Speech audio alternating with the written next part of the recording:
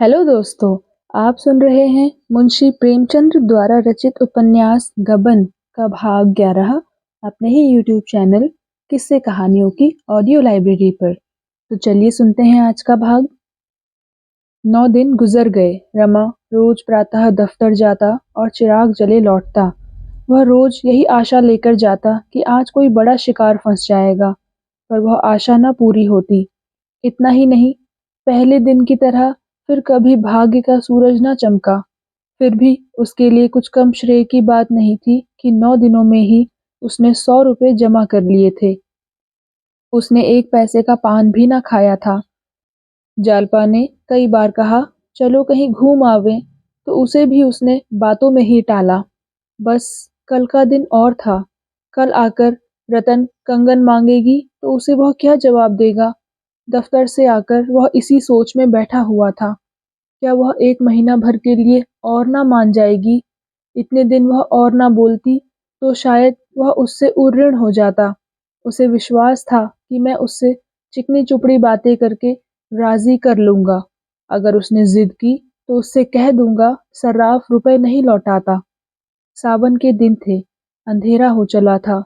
रमा सोच रहा था, रमेश बाबू के पास चलकर 2-4 बाजियां खेल आऊं, मगर बादलों को देख देख रुक जाता था। इतने में रतन आ पहुंची। वह प्रसन्न न था। उसकी मुद्रा कठोर हो रही थी। आज वह लड़ने के लिए घर से तैयार होकर आई थी और मुरव्वत और मुलाहजे की कल्पना को भी कोसों दूर रखना चाहती थी। जालपा ने कहा, तुम खूब आई। आज मैं भी जरा तुम्हारे साथ घूम आऊंगी। इन्हें काम के बोझ से आजकल सिर उठाने की भी फुर्सत नहीं है। रतन ने निष्ठुरता से कहा, मुझे आज बहुत जल्द घर लौट जाना है। बाबूजी को कल की याद दिलाने आई हूँ। रमा उसका लटका हुआ मुंह देखकर ही मन में सहम रहा था। किसी तरह उसे प्रसन्न करना चाहता था। बड़ी तत्परता से बोला, जी हाँ, खूब याद है।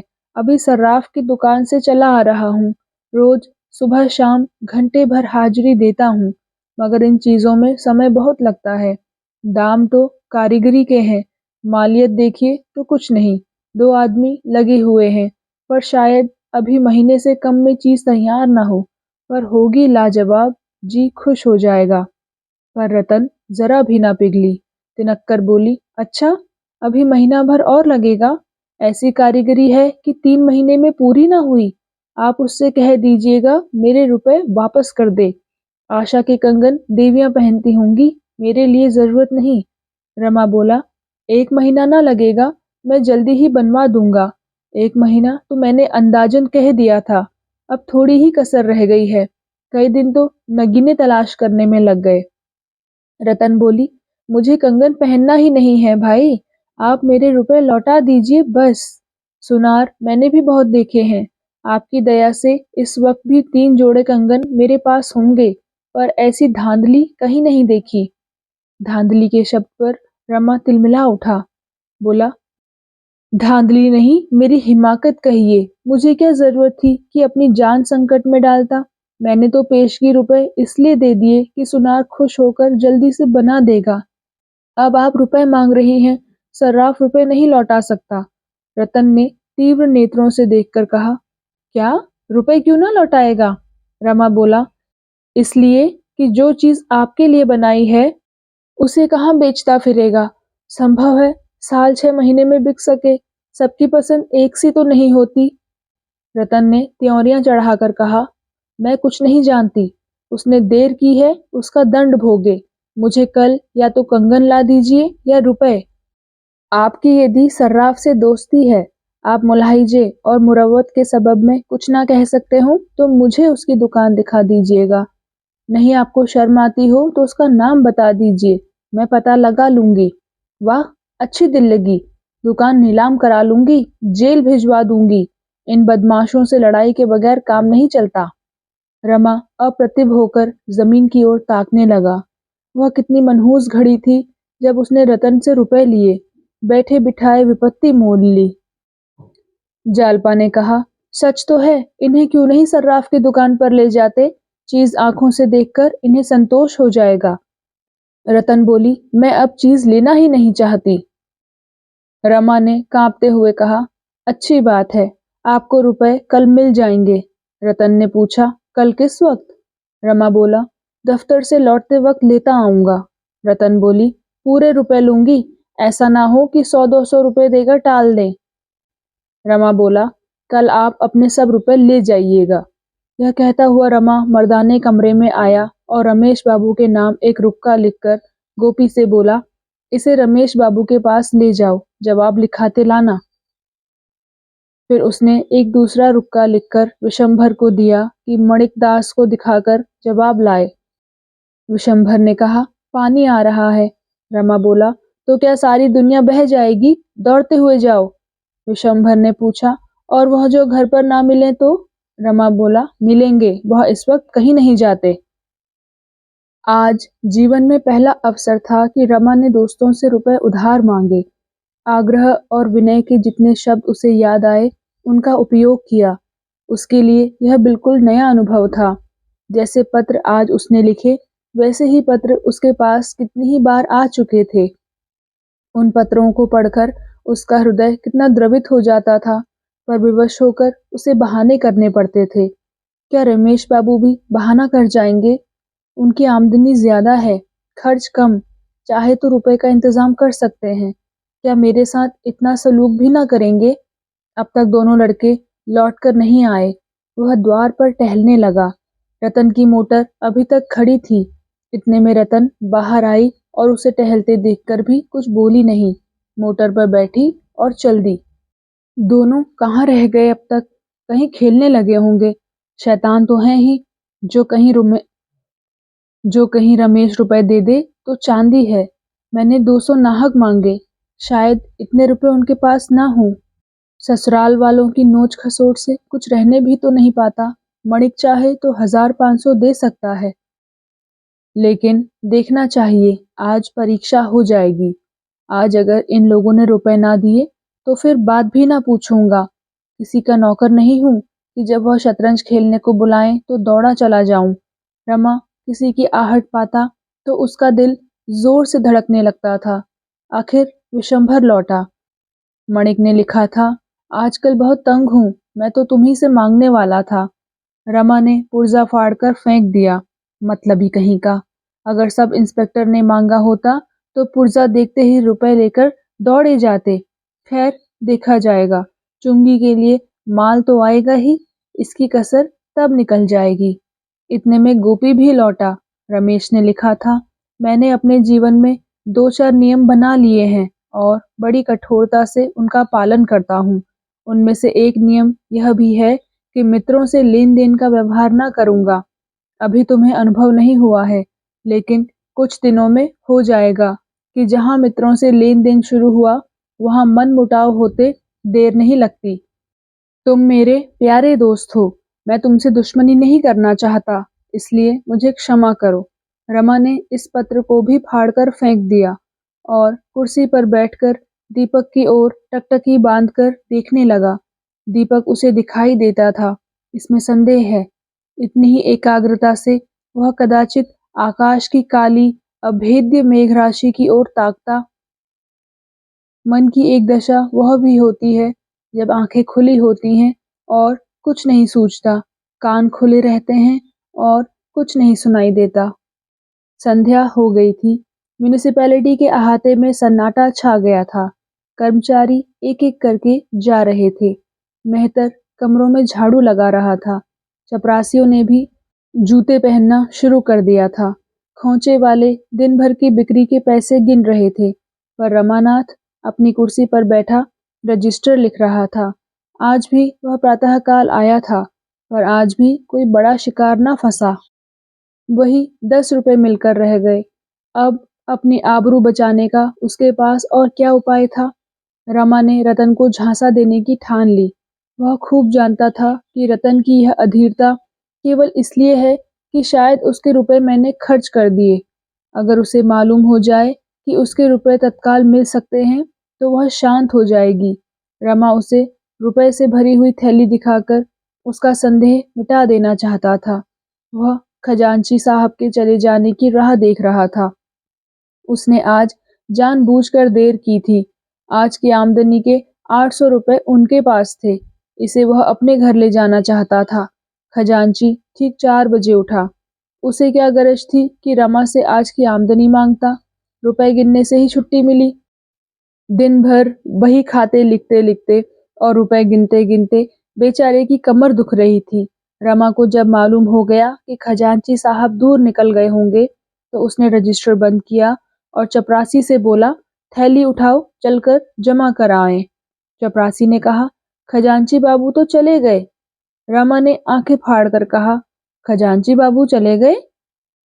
तुमने मुझसे कहा क्यों नहीं? अभी कितनी दूर गए होंगे? चपरासी बोला, सड़क के नुक्कड़ तक पहुंच गए होंगे। रमा बोला, यह आमदनी कैसे जमा होगी? चपरासी बोला, हुक्म हो तो बुला लाऊं?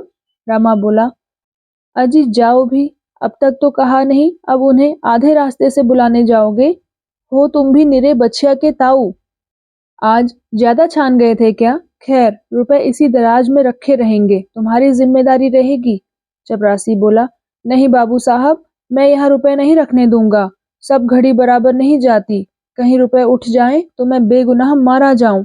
सुबीते का ताला भी तो नहीं है यहाँ। रमा बोला, तो फिर ये रुपए कहाँ रखूं? चपरासी बोला, हुजूर अपने साथ लेते जाएं।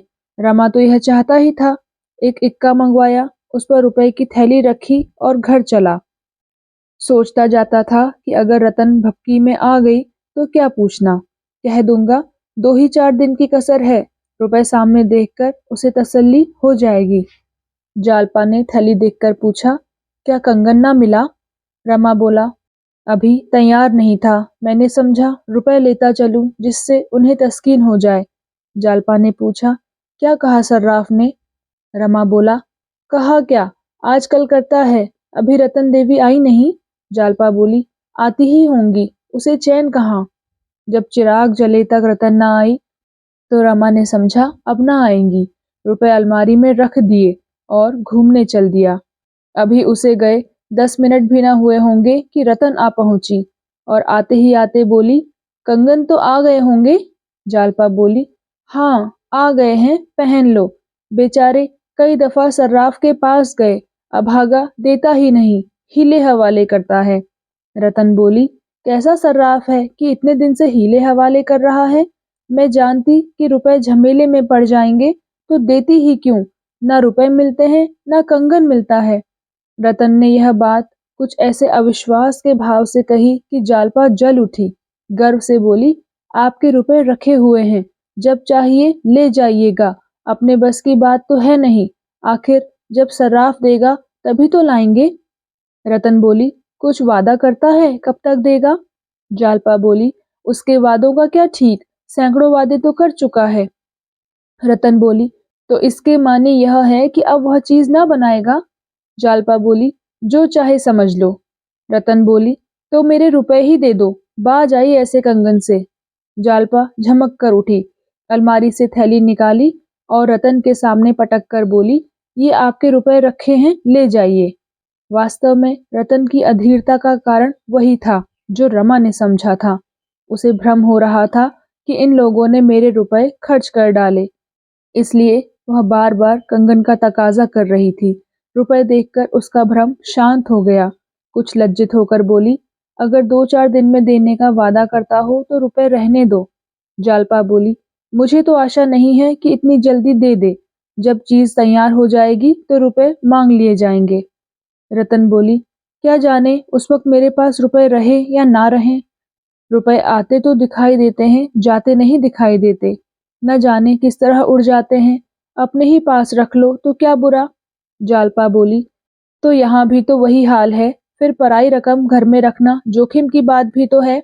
कोई गोलमोल हो जाए तो व्यर्थ का दंड देना पड़े। मेरे ब्याह के चौथे ही दिन मेरे सारे गहने चोरी चले गए। हम लोग जागते ही रहे, पर ना जाने कब आंख लग गई और चोरों ने अपना काम कर लिया। 10,000 की चपत पड़ गई। कहीं वही दुर्घटना फिर हो जाए तो कहीं के ना रहें। रतन बोली, अच्छी बात है, मैं रुपए लिए जाती हूँ, मगर देखना निश्चिंत ना हो जाना। बाबूजी से कह देना सर्राफ का पिंड ना छोड़ें। रतन चली गई।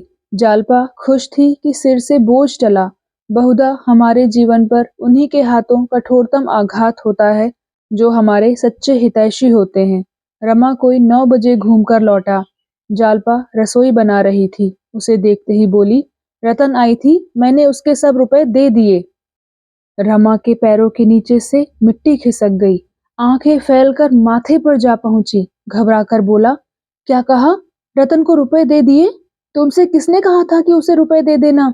जालपा बोली, उसी के रुपए तो तुमने लाकर रखे थे। तुम खुद उसका इंतजार करते रहे। तुम्हारे जाते ही वह आई और कंगन मांगने लगी। मैंने झल्लाकर उसके रुपए फेंक दिए। रमा ने सावधान होकर कहा, उसने रुपए मांगे तो न थे? जालपा बोली, मांगे क्यों नहीं? हाँ, जब मैंने दे दिए तो अलबत्ता कहने लगी, इसे क्यों लौटाती हो, अपने पास ही पड़ा रहने दो। मैंने कह दिया, ऐसे शक्की मिजाज वालों का रुपया मैं नहीं रखती।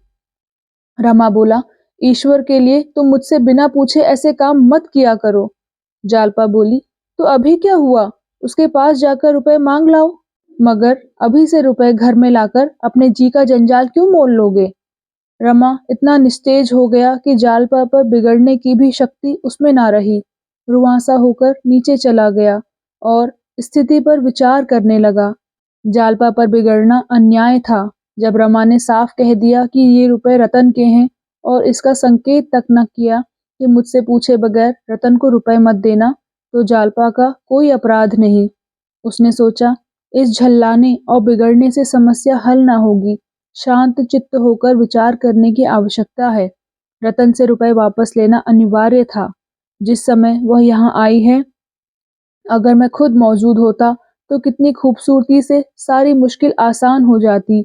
मुझको क्या शामत सवार थी कि घूमने निकला। एक दिन ना घूमने जाता तो कौन मरा जाता था। कोई गुप्त शक्ति मेरा अनिष्ट करने पर उतारू हो गई है।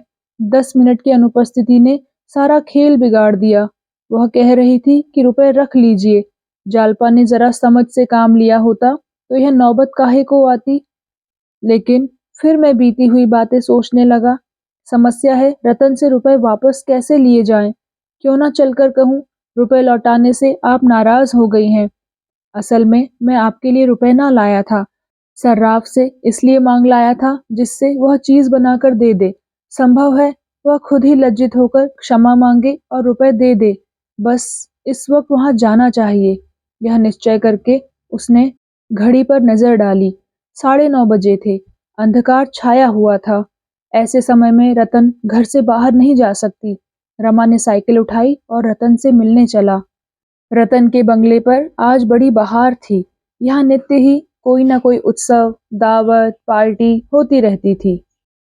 रतन का एकांत नीरस जीवन इन विषयों की ओर उसी भांति लपकता था जैसे प्यासा पानी की ओर लपकता है। इस वक्त यहाँ बच्चों का जमघट था। एक आम के वृक्ष में झूला पड़ा था। बिजली की बत्तियां जल रही थी। बच्चे झूला झूल रहे थे और रतन खड़ी झुला रही थी। हूक मचा हुआ था। वकील साहब इस मौसम में भी ऊनी ओवरकोट पहने बरामदे में बैठे सिगार पी रहे थे। रमा की इच्छा हुई कि झूले के पास जाकर रतन से बातें करें, पर वकील साहब को खड़े देखकर वह संकोच के मारे उधर ना जा सका। वकील साहब ने उसे देखते ही हाथ बढ़ा दिया और बोले, आओ रमा बाबू, कहो तुम्हारे म्युनिसिपल बोर्ड की क्या खबरें हैं। रमा ने कुर्सी पर बैठते हुए कहा, कोई नई बात तो नहीं हुई। वकील बोले, आपके बोर्ड में लड़कियों की अनिवार्य शिक्षा का प्रस्ताव कब पास होगा? और कई बोर्डों ने तो पास कर दिया। जब तक स्त्रियों की शिक्षा का काफी प्रचार न होगा, हमारा कभी उद्धार नहीं होगा। आप तो यूरोप ना गए होंगे। ओह, क्या आजादी है, क्या दौलत है, क्या जीवन है, क्या उत्साह है। बस मालूम होता है यही स्वर्ग है। और स्त्रियां भी सचमुच देवियां हैं। इतनी हंसमुख, इतनी स्वच्छंद, यह सब स्त्री शिक्षा का प्रसाद है। रमा ने समाचार पत्रों में इन देशों का जो थोड़ा बहुत हाल पड़ा था उसके आधार पर बोला, वहां स्त्रियों का आचरण तो बहुत अच्छा नहीं है। वकील साहब बोले, नॉनसेंस। अपने अपने देश की प्रथा है।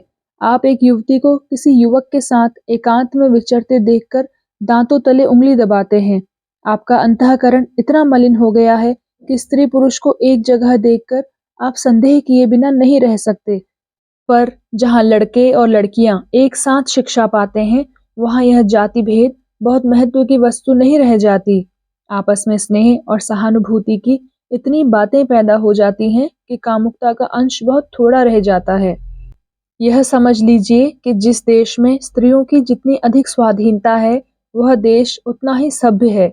स्त्रियों को कैद में, पर्दे में या पुरुषों से कोसों दूर रखने का तात्पर्य यही निकलता है कि आपके यहाँ जनता इतनी आचार भ्रष्ट है कि स्त्रियों का अपमान करने में जरा भी संकोच नहीं करती।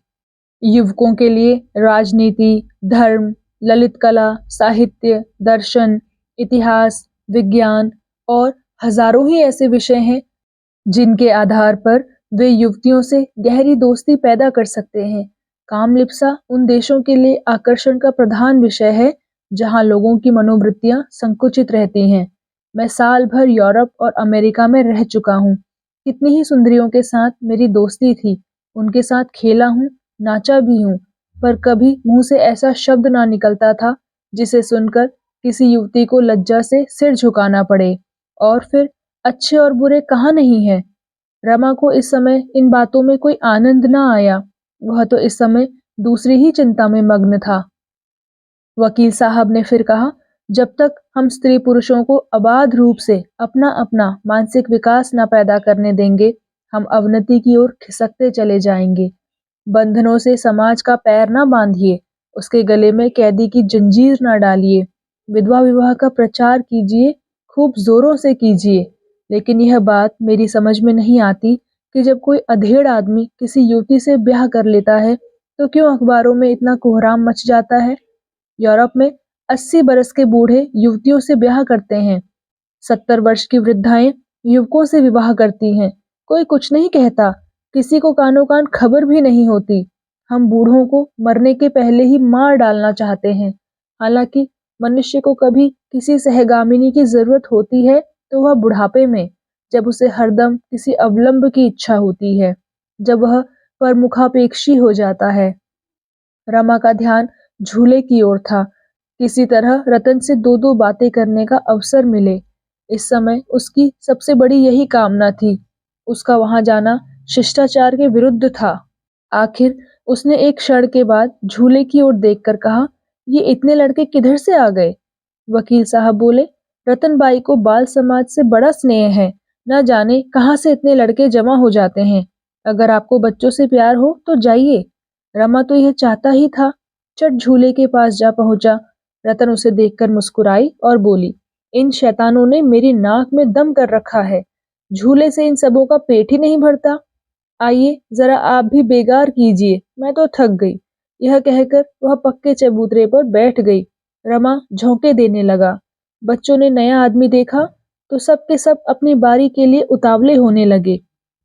रतन के हाथों 2 बारियां जा चुकी थी, पर यह कैसे हो सकता था कि कुछ लड़के तो तीसरी बार झूले और बाकी बैठे मुंह ताकें।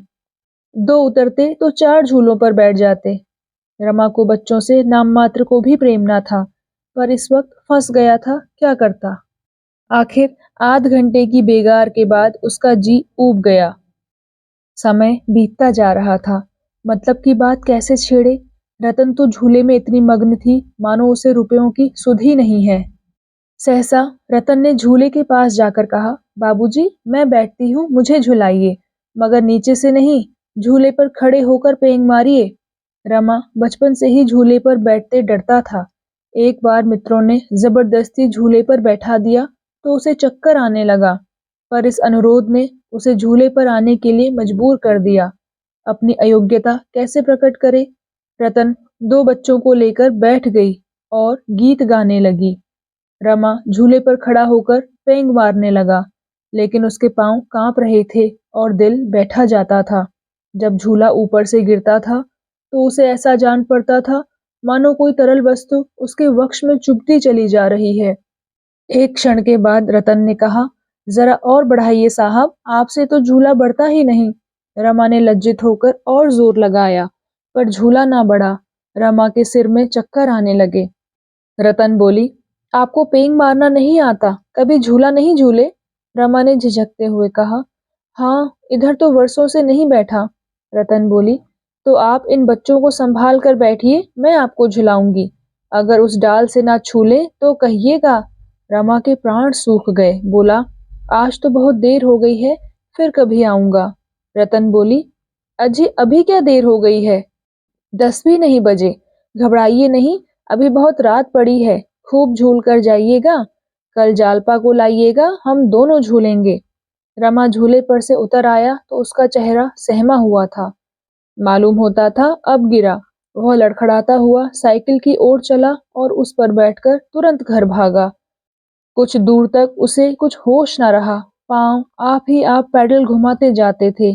आधी दूर जाने के बाद उसे होश आया। उसने साइकिल घुमा दी। कुछ दूर चला, फिर उतरकर सोचने लगा, आज संकोच में पड़कर कैसी बाजी हाथ से खोई। वहां से चुपचाप अपना सा मुंह लिए लौट आया। क्यों उसके मुंह से आवाज नहीं निकली? रतन कुछ हवा तो थी नहीं जो उसे खा जाती। सहसा उसे याद आया, थैली में 800 रुपए थे। जालपा ने झुंझलाकर थैली की थैली उसके हवाले कर दी। शायद उसने भी नहीं गिना। नहीं तो जरूर कहती। कहीं ऐसा ना हो थैली किसी को दे दे या और रुपयों में मिला दे तो गजब ही हो जाए। कहीं का ना रहूं। क्यों ना इसी वक्त चलकर बेशी रुपए मांग लाऊं। लेकिन देर बहुत हो गई है, सवेरे फिर आना पड़ेगा। मगर यह 200 रुपए मिल भी गए तब भी तो 500 रुपए की कमी रहेगी। उसका क्या प्रबंध होगा? ईश्वर ही बेड़ा पार लगाए तो लग सकता है। सवेरे कुछ प्रबंध ना हुआ तो क्या होगा? यह सोचकर वह कांप उठा। जीवन में ऐसे अवसर भी आते हैं जब निराशा में भी हमें आशा होती है। रमा ने सोचा, एक बार फिर गंगू के पास चलूं, शायद दुकान पर मिल जाए। उसके हाथ पांव जोड़ूं, संभव है कुछ दया आ जाए। वह सर्राफे जा पहुंचा, मगर गंगू की दुकान बंद थी। वह लौटा ही था कि चरणदास आता हुआ दिखाई दिया। रमा को देखते ही बोला, बाबूजी, आपने तो इधर का रास्ता ही छोड़ दिया। कहिए रुपए कब तक मिलेंगे? रमा ने विनम्र भाव से कहा, अब बहुत जल्द मिलेंगे भाई, देर नहीं है। देखो गंगू के रुपए चुकाए हैं, अब की तुम्हारी बारी है।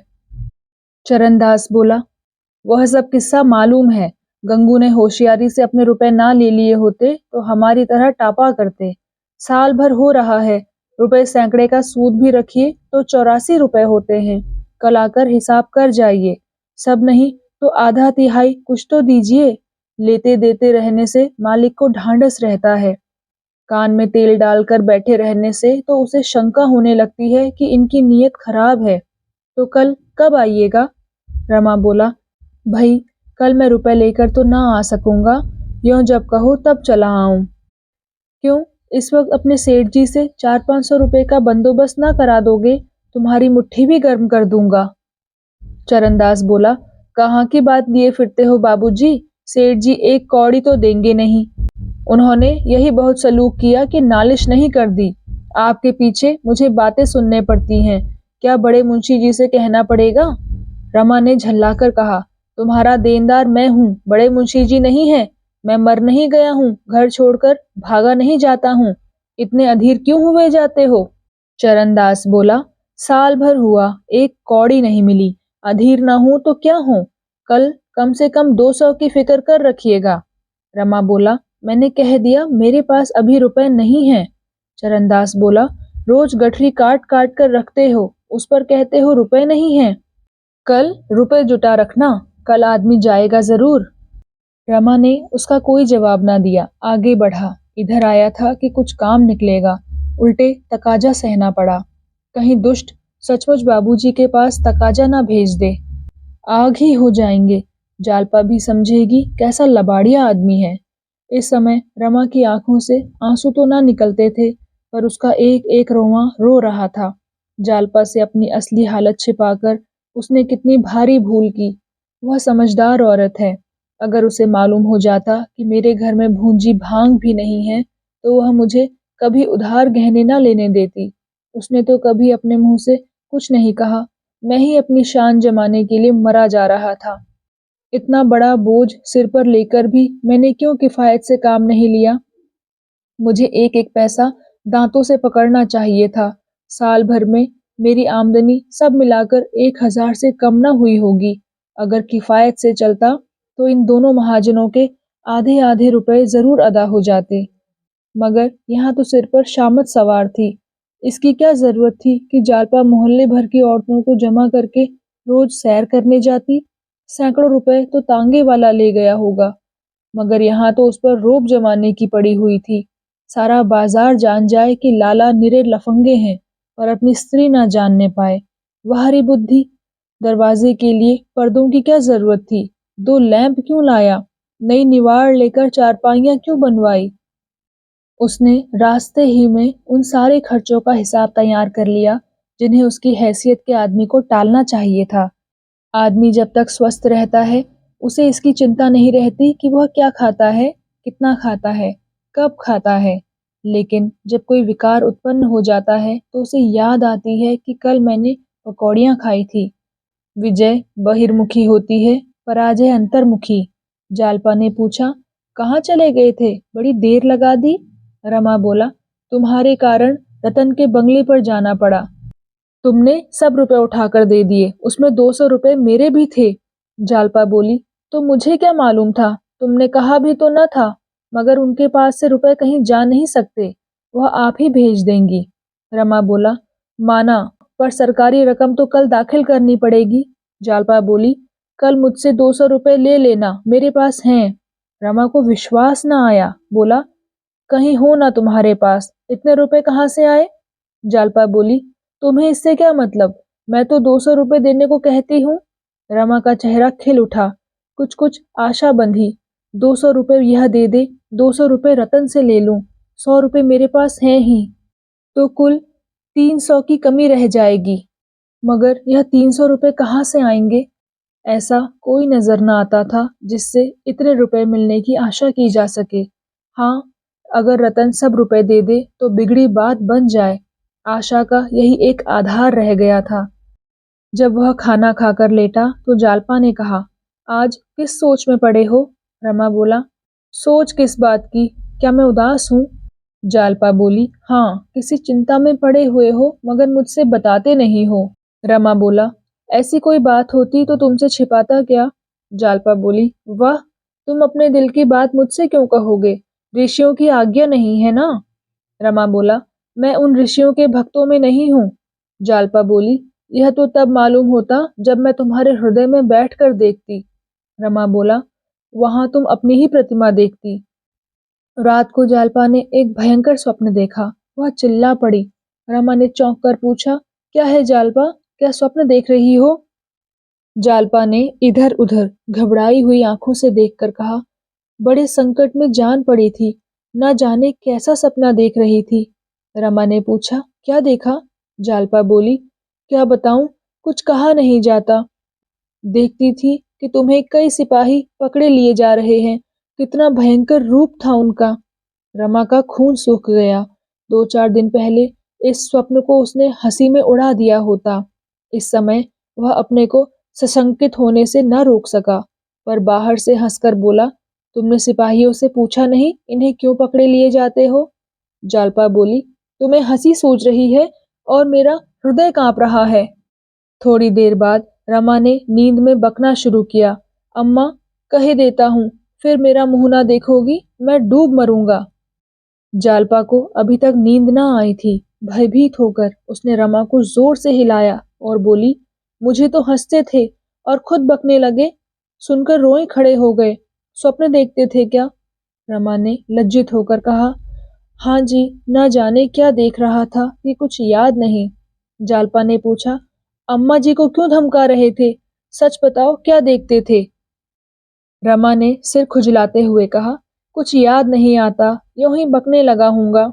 जालपा बोली, अच्छा तो करवट सोना, चित्त सोने से आदमी बकने लगता है। रमा करवट पौड़ गया। रमा करवट पौड़ गया, पर ऐसा जान पड़ता था मानो चिंता और शंका दोनों आंखों में बैठी हुई निद्रा के आक्रमण से उनकी रक्षा कर रही हैं। जागते हुए 2 बज गए। सहसा जालपा उठ बैठी और सुराही से पानी उड़ेलती हुई बोली, बड़ी प्यास लगी थी, क्या तुम अभी तक जाग ही रहे हो? रमा बोला, हाँ जी, नींद उचट गई है। मैं सोच रहा था तुम्हारे पास 200 रुपए कहाँ से आ गए, मुझे इसका आश्चर्य है।